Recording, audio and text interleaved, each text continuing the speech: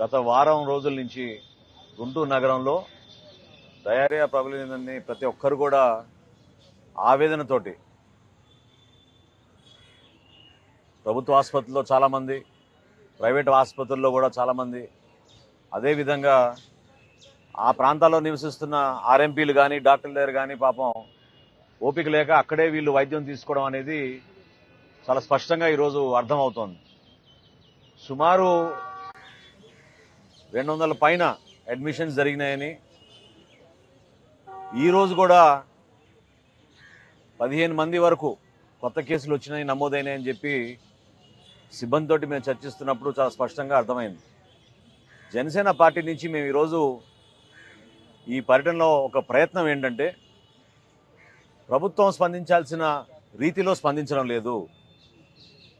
ఇటువంటి ఇబ్బందికరమైన పరిస్థితులు ఏర్పడినప్పుడు మానవతా దృక్పథంతో స్పందించాల్సిన మనస్తత్వం మరింత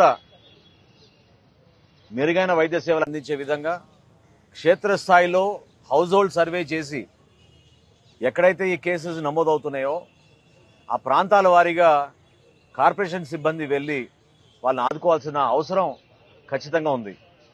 వైద్య సిబ్బంది కూడా కేవలం ఆసుపత్రి వరకే పరిమితం కాకుండా డోర్ టు డోర్ సర్వే చేసి ఆ ప్రాంతాల్లో ఎక్కడైతే కలుషితమైన నీటి వల్లనే ఈ సమస్య అనేది చాలా స్పష్టంగా ప్రతి పేషెంట్ కూడా ఈరోజు మాట్లాడుతున్నప్పుడు వాళ్ళు చెప్తున్నారు. వాంతులు, డయేరియా, అదేవిధంగా జిఐ ఇన్ఫెక్షన్లు, దీనివల్ల కనీసం 5 రోజుల నుంచి 6 రోజుల నుంచి చాలామంది ఆసుపత్రుల్లో ఉండిపోవాల్సి వచ్చే పరిస్థితి.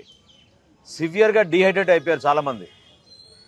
వాళ్ళకి అందించాల్సిన ఓఆర్ఎస్ కానివ్వండి, మజ్జిగ ప్యాకెట్లు కానివ్వండి, ఇవన్నీ కూడా పార్టీ నుంచి మేము కూడా వాళ్ళకి అండగా నిలబడడానికి సహకరిస్తామని మా పట్టణాధ్యక్షులు కూడా ముందుకొచ్చారు. పార్టీ పరంగా మేము చేయాల్సిన అంశాలే కాకుండా మేము ఈ రోజు ప్రశ్నించాల్సిన బాధ్యత కూడా మాకుంది. ఎందుకంటే సుమారు 1400 కోట్ల రూపాయల బడ్జెట్ ఉన్న గుంటూరు నగర కార్పొరేషన్లో ఎందుకు ఇటువంటి పరిస్థితి రావాలి? ఎందుకు పైప్ లైన్ ని మీరు మరమ్మతులు చేసుకోలేకపోయారు? ఎందుకు ఫిల్టర్డ్ వాటర్ సరఫరా మీరు చేసుకోలేకపోతున్నారు? రక్షిత మంచినీటి పథకం కింద మీరు తీసుకురావాల్సిన నీటి సరఫరా పేద ప్రాంతాల్లో నివసిస్తున్న ప్రజలకి ఇబ్బందికరమైన పరిస్థితి ఎందుకు వస్తోంది?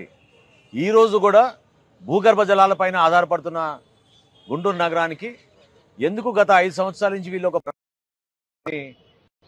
డ్రింకింగ్ వాటర్ తీసుకు ఖచ్చితంగా ఇన్ఫ్రాస్ట్రక్చర్ లోపం ఉంది, మెయింటెనెన్స్ లోపం ఉంది. నాకు అందిన సమాచారం చాలా చోట్ల ఈ మోటార్లు కూడా పనిచేయడం లేదు. వాటర్ ట్రీట్మెంట్ ప్లాంట్స్ కూడా సరిగా ఏర్పాటు చేయలేదు వీళ్ళు. ఇంత పెద్ద నగరంలో, ఎంతో గొప్పగా చెప్పుకునే గుంటూరు నగరంలో ఇటువంటి పరిస్థితి రావడం చాలా దారుణం, దురదృష్టకరం. ఖచ్చితంగా మేము ఖండిస్తున్నాం. బాధ్యత తీసుకోవాలి. ఇదేదో కేవలం రాజకీయ వ్యవస్థ పైన బురద జరగడానికి కోసం చేస్తున్న ప్రయత్నం కాదు ఇది. ప్రభుత్వంలో ఉన్న ప్రతి అధికారి, అదేవిధంగా ఎన్నుకోబడ్డ ప్రజాప్రతినిధులు కూడా దీనికి ఆ రెస్పాన్సిబిలిటీ తీసుకోవాలి. అంతేగాని ప్రెస్ కాన్ఫరెన్సులు పెట్టి ఇతరులపైన విమర్శిస్తే దానివల్ల సామాన్య ప్రజలు ఎదుర్కొంటున్న సమస్య గురించి ఎందుకు వీళ్ళు పెద్ద మనసుతో స్పందించరు? దాన్ని మేము ప్రశ్నిస్తున్నాం. అనేక మంది పేదవారు పాపం వాళ్ళు వచ్చి 5 రోజులు 6 రోజులు అయిపోయింది, వాళ్ళ గురించి పట్టించుకునే నాదులు లేరు. సుమారు 3 చనిపోయారని చెప్తున్నారు ఇప్పటి వరకు. ఇంత సీరియస్ సమస్య ఉన్నప్పుడు ఎందుకు ప్రభుత్వం నుంచి ఒక వార్ ఫుటింగ్ బేసిస్ లో ఇంటింటికి మీరు సర్వే చేసి మెడికల్ టీమ్స్ మీరు క్షేత్రస్థాయిలో పంపించి ఈ సమస్య పరిష్కారం కోసం ఖచ్చితంగా చొరవ చూపించాలి. గుంటూరు ఆసుపత్రిలో సిబ్బంది పాపం వాళ్ళు కష్టపడుతున్నారు, వాళ్ళు ఆదుకుంటున్నారు, నర్సులు కానీ డాక్టర్లు కానీ. కానీ ఒక కుటుంబం 5-6 రోజులు వాళ్ళు హాస్పిటల్లోకి వచ్చి చేరి వాళ్ళు ఇక్కడ బతకాలంటే ఏమాత్రం వాళ్ళకి లైవ్లీహుడ్స్ లేని కుటుంబాలు. ఆ పేద కుటుంబాలను ఆదుకునే విధంగా ప్రభుత్వం కూడా స్పందించాలి. ఆర్థిక సహాయం కూడా అందించాలి వీళ్ళకి.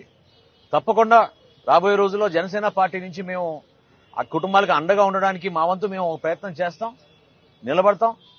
వాళ్ళకి అందించాల్సిన వైద్య సిబ్బంది ద్వారా అందించాల్సిన కొన్ని మందుల సరఫరా కానివ్వండి, డీహైడ్రేట్ కాకుండా ఇవ్వాల్సిన ఓఆర్ఎస్ ప్యాకెట్లు, మజ్జిగ ప్యాకెట్లు, అదేవిధంగా కొబ్బరి నీళ్లు, ఇవన్నీ కూడా అందిస్తామని ముందుకు వచ్చారు మా నాయకులు.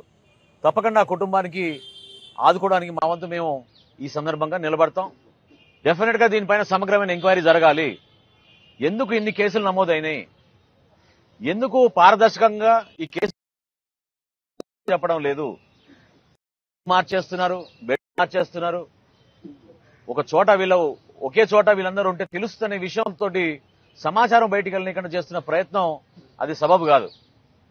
సమస్య వచ్చి ఇంకా మెరుగైన వైద్య సేవలు అందించాలి. వాటిని మేము ఖచ్చితంగా డిమాండ్ చేస్తాం. రాబోయే రోజుల్లో కూడా ఈ కుటుంబాలకు అండగా నిలబడతామని ఈ సందర్భంగా మేము తెలుపుకుంటున్నాం.